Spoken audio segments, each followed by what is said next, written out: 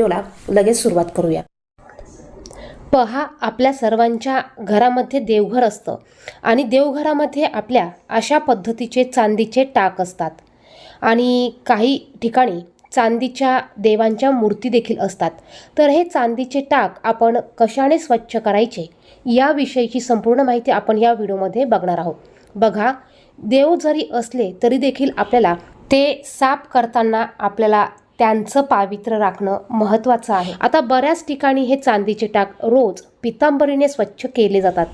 चांदीचे टाक जर का आपण पितांबरीने साफ केले तर बघा, त्यांचं नाक, कान, डोळे हे घसल्या जातात आणि यामुळे त्यांची झीज होते। यामुळे आपण म्हणतो बघा, देवांना माशी लागली आहे किंवा देवांना होल पडला आहे, तर देवांना माशी लागणे किंवा होल पडणं हे चांगलं नसतं। आणि जशी आपण रोज देव जर का पितांबरीने घसली तर बघा, यामुळे काही ठिकाणी बघा रांगोळीने देखील देव